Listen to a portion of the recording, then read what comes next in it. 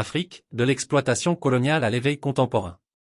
L'Afrique, un continent riche en culture, en histoire et en ressources, a connu un parcours tumultueux allant de la soumission coloniale aux luttes contemporaines pour l'autonomie et la prospérité. L'héritage du colonialisme continue d'influencer le paysage socio-économique et politique de nombreux pays africains.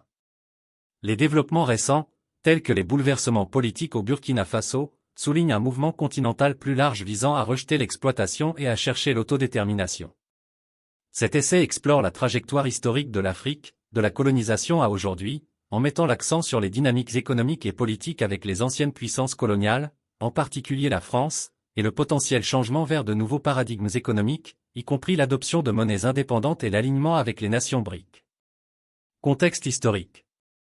L'ère coloniale. La course à l'Afrique à la fin du XIXe siècle a vu les puissances européennes, notamment la Grande-Bretagne, la France, la Belgique et l'Allemagne, se partager le continent pour l'exploitation économique et l'avantage stratégique.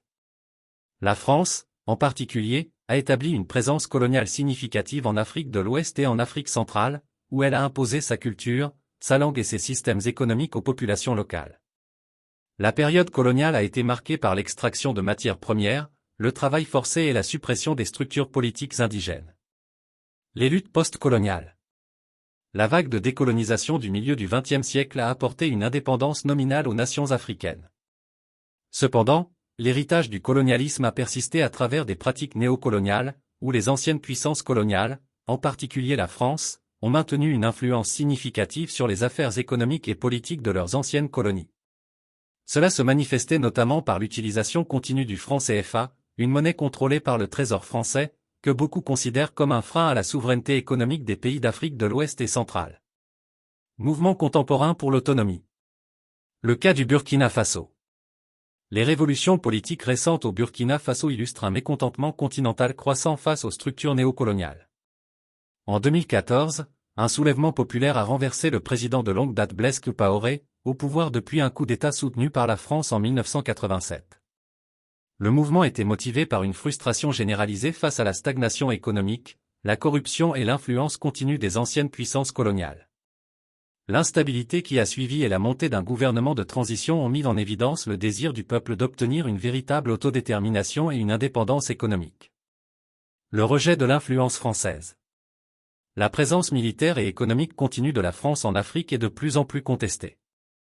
De nombreux dirigeants africains et groupes de la société civile affirment que les politiques françaises sont conçues pour bénéficier à la France aux dépens du développement africain. L'exploitation des ressources, les termes de commerce défavorables et les interventions militaires sont cités comme preuve d'un néocolonialisme persistant. Le sentiment selon lequel la France sans l'Afrique signifie la faillite totale reflète l'interdépendance profonde entre la stabilité économique française et ses liens africains. Souveraineté économique et avenir. Le franc CFA et l'indépendance monétaire. L'un des problèmes les plus controversés dans les relations franco-africaines est le franc CFA. Les critiques soutiennent que la zone franc CFA, qui lie les monnaies de 14 pays africains à l'euro et oblige au dépôt des réserves de change auprès du Trésor français, sape la souveraineté économique. Les partisans de l'indépendance monétaire suggèrent que l'adoption de monnaie nationale ou d'une monnaie régionale, potentiellement alignée sur les nations BRIC, Brésil, Russie, Inde, Chine et Afrique du Sud, pourrait favoriser une plus grande autonomie économique et un développement accru. Les BRIC et nouvelles alliances économiques.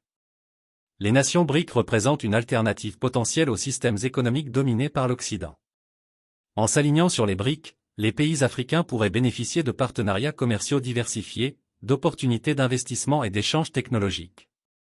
L'idée d'une monnaie BRIC ou d'une nouvelle monnaie régionale pourrait réduire la dépendance au franc CFA et offrir un meilleur contrôle sur la politique monétaire. Ce changement pourrait aider les nations africaines à mieux gérer leurs économies, favoriser l'industrialisation et réduire l'exploitation de leurs ressources par les puissances étrangères. Conclusion. Le parcours de l'Afrique, allant de l'exploitation coloniale aux efforts contemporains pour l'autonomie, est marqué par la résilience et une détermination croissante à se libérer des vestiges du colonialisme. Les récentes turbulences politiques, comme au Burkina Faso, et le rejet croissant de l'influence française soulignent un mouvement continental plus large vers l'autodétermination et l'indépendance économique. En explorant de nouvelles alliances économiques et en adoptant des monnaies indépendantes, les nations africaines ont le potentiel de tracer une voie vers une véritable souveraineté et un développement durable. À mesure que l'Afrique s'éveille, la vision d'un continent libre de toute exploitation et habilité à façonner son destin devient de plus en plus réalisable.